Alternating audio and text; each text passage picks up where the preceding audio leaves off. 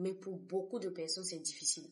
Et j'ai voulu vraiment faire cette vidéo-là pour donner des conseils à tous ceux qui sont encore étudiants. Si vous êtes encore étudiant, vous n'avez pas encore fini les études, suivez cette vidéo-là, elle va vraiment vous aider.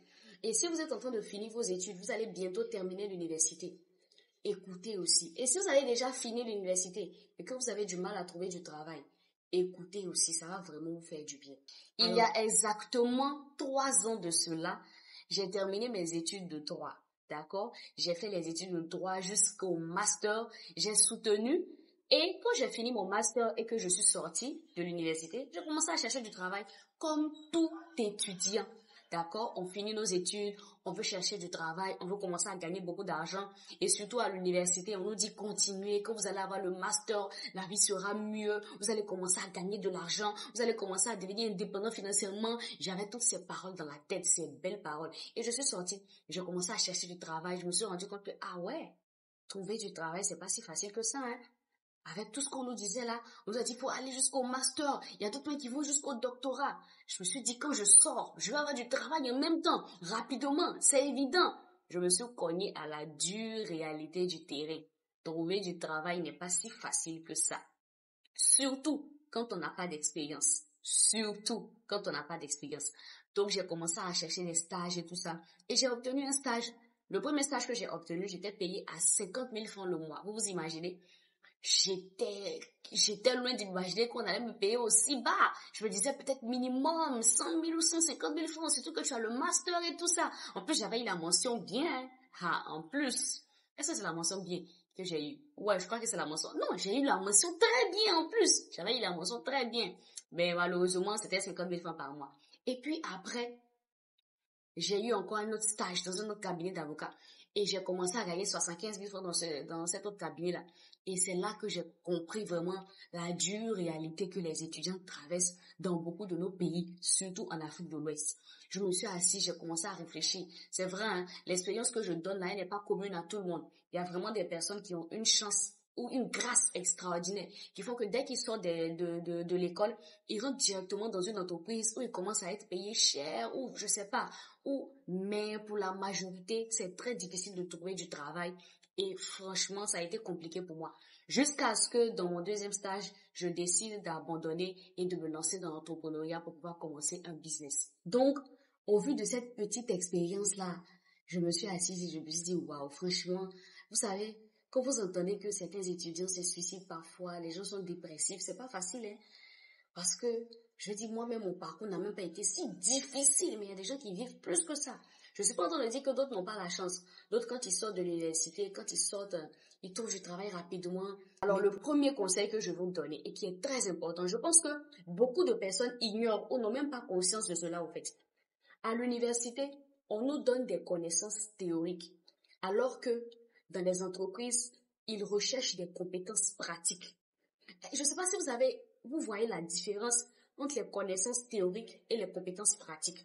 Quand on va à l'université, malheureusement dans beaucoup de nos universités, surtout en Afrique de l'Ouest, on apprend des leçons, on apprend des leçons, on apprend des leçons. Ce qui fait que quand quelqu'un dit par exemple qu'il a fait le marketing digital à l'université, il a appris le marketing digital de manière théorique. Il a appris le droit de manière théorique. Il a appris la finance de manière théorique. Mais de manière pratique, là, ce qu'il a appris là, est-ce qu'il est capable de pouvoir mettre ça à profit dans une entreprise pour pouvoir résoudre le problème de quelqu'un? Et c'est ce que les gens recherchent dans les entreprises.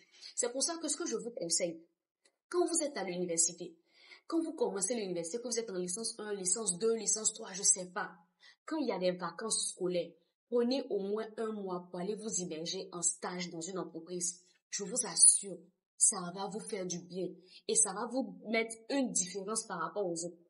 Vous savez pourquoi beaucoup de personnes souffrent quand elles finissent l'université et qu'elles n'arrivent pas à trouver du travail?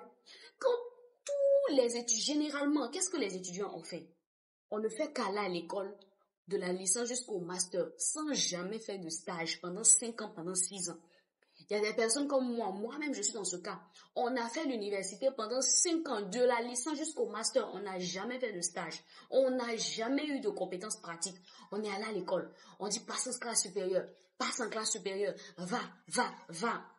Maintenant, quand tu sors et que tu cherches du travail, on se rend compte qu'il y a des milliers d'étudiants qui sortent de l'université qui n'ont aucune compétence pratique. Et les entreprises, elles recherchent des personnes qui vont venir résoudre leurs problèmes. Donc, il y a deux cas. Soit elles ne vont pas vous prendre, soit elles vont vous prendre pour vous former. Et généralement, quand elles vous prennent pour vous former, elles ne vont pas vous payer si cher que ça. Parce qu'elles se disent qu'elles vont vous apporter quelque chose que vous n'avez pas. Et elles vont vous donner juste peut-être une prime de transport. Il y a des personnes qui peuvent faire des stages pendant 3, 4, 5 ans, juste avec des primes de transport. Juste parce qu'ils sont en train ils n'ont pas eu la formation qu'il fallait. Et c'est maintenant qu'ils sont en train de se former. Donc, moi, franchement, de mon expérience, le conseil que je pourrais donner, pendant que tu es à l'université, que tu as les vacances scolaires ou les vacances académiques, je sais que les vacances, généralement, c'est 3 mois. Prends au moins 1 mois, va en stage.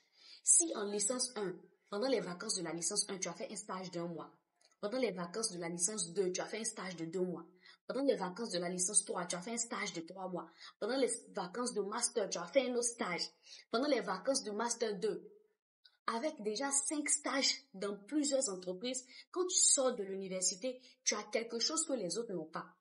Toi, tu as eu la possibilité de pouvoir voir comment ça se passe en entreprise et quels sont les problèmes qui se trouvent en entreprise et comment pouvoir les résoudre.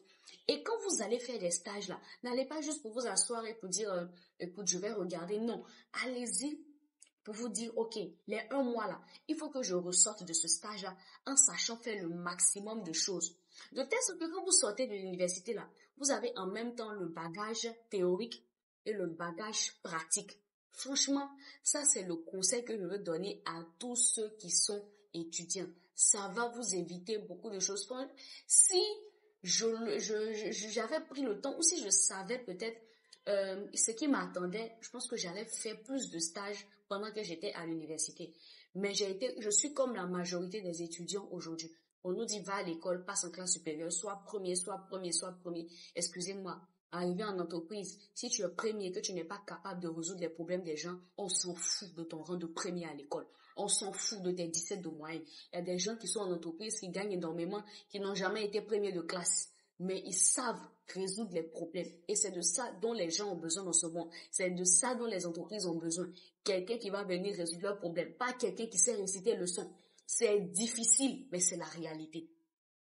Le deuxième conseil que je peux donner, si tu es étudiant ou si tu as fini tes études, tu es en train de chercher du travail. Quand vous finissez vos études et que vous commencez à chercher du travail, je répète, si vous ne trouvez pas du travail, ce n'est pas une fatalité. Je sais, dans le monde où on est, avec les parents, la pression sociale, les gens n'arrêtent pas de nous dire que, écoute, il faut trouver du travail. Si tu ne trouves pas du travail, tu es un raté. Tu as fini les études jusqu'à présent, tu n'as pas trouvé du travail. Il faut savoir maximiser les années. Maximiser. Si vous sortez de l'université, que vous ne trouvez pas du travail, regardez, qu'est-ce que vous savez faire? Quels sont les talents que vous avez? Ça peut ne pas forcément être compétence que vous avez appris à l'université. Ça peut être quelque chose que tu sais faire. La décoration, la restauration, quelque chose ici, quelque chose là. Utilise cette chose-là pour gagner un peu d'argent tout en continuant à postuler. Au fait, c'est quelque chose que je ne comprends pas chez beaucoup de personnes, chez beaucoup de jeunes et chez beaucoup d'étudiants. Le fait de passer sa vie à postuler seulement. Moi, je ne suis pas d'accord avec ça. Après, je le dis, c'est mon avis personnel. Je pense que il y a 2 catégories de personnes. D'accord? Il y a 2 catégories d'étudiants. Il y a des étudiants, vous avez la chance, vos parents sont là. Ils peuvent encore prendre soin de vous. Ils ont peut-être une maison, ils ont les moyens, vous avez un toit où dormir, vous avez des parents qui vous soutiennent. Et puis il y a la deuxième catégorie de personnes. Vous, il n'y a personne pour vous soutenir. Vous êtes vous-même la personne qui prend soin de vous. Vous êtes celle qui paye les études. Vous êtes la personne qui vous nourrissez vous-même. Ça veut dire qu'on dit en Côte d'Ivoire, tu n'as pas de devant, tu n'as pas de derrière. C'est comme ça qu'on dit. Ça veut dire qu'il n'y a personne pour te soutenir. Dans les 2 catégories, il y a 2 attitudes différentes à avoir. Si tu es dans la première catégorie où il y a des personnes qui sont là, qui peuvent t'encourager, qui peuvent t'aider, ok, tu peux passer le temps à postuler et tout ça, et puis les parents aussi peuvent t'aider et tout, à pouvoir trouver du travail.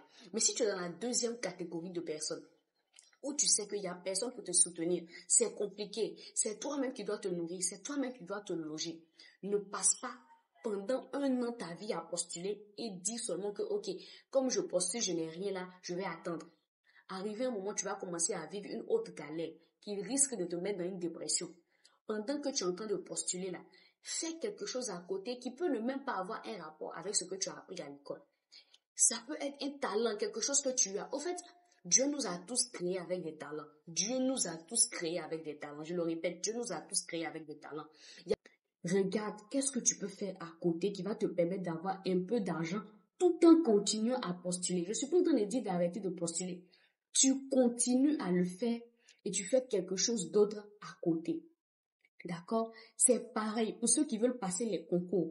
Moi, je pense que surtout qu'un concours, ça peut marcher comme ça peut ne pas marcher. Tu peux pas seulement passer une année à faire seulement un concours et puis tu ne fais rien d'autre à côté. Mais si jamais le concours ne marche pas, qu'est-ce que tu fais après? Donc, moi, ce que je conseillerais, je sais, les concours là, ça conseille, c'est des cours, on prend des cours et tout ça, mais je pense vraiment que si on se sert, on peut le faire. Surtout si on est dans le besoin. Pendant que tu es en train de passer le concours, fais une activité à côté. Vois quelque chose. Tu peux aller prendre des chemises ici, tu vois un peu à tes côtés. En fait, de telle sorte que tu aies toujours de la liquidité sur toi. En fait, c'est ça le souci, Obed. Parce qu'on est dans un monde qui est sévèrement capitaliste.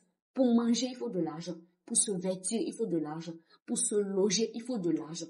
Donc, si tu veux juste dire, je vais regarder, je vais chercher son nom, tant que je ne trouve pas le travail que je veux là, je ne fais rien d'autre, mais ça sera peut-être compliqué pour toi et ça sera peut-être difficile de t'en sortir. Donc, je ne conseillerais pas ça. Regarde les talents que tu as, quelque chose que tu as. C'est dedans même beaucoup arrivent après à s'épanouir. Et puis, tu continues à postuler. Pendant que tu postules là, tu as une petite activité génératrice de revenus à côté. Ce qui fait que pendant que tu postules, tu arrives à manger, tu arrives à te vêtir. Je vous assure, les amis, c'est tellement mieux. Et vraiment, je veux vraiment terminer la vidéo en disant, cherchez vraiment la compétence. Pendant que vous êtes à l'université, quand vous avez le temps, allez faire des stages, apprenez. Parce que ça fait vraiment la différence. Quand vous allez sortir, vous allez être au-dessus du lot. Mais si vous êtes seulement, je vais aller à l'université, je vais avoir la moyenne, je me repose, et puis quand j'ai tout fini, mes 5 ans, j'ai commencé à acheter du travail, tu te retrouves maintenant, les entreprises, elles cherchent les gens qui ont des compétences. Et comme tu n'en as pas, elles vont te recruter. Mais ce que tu espérais gagner là, tu ne pourras pas.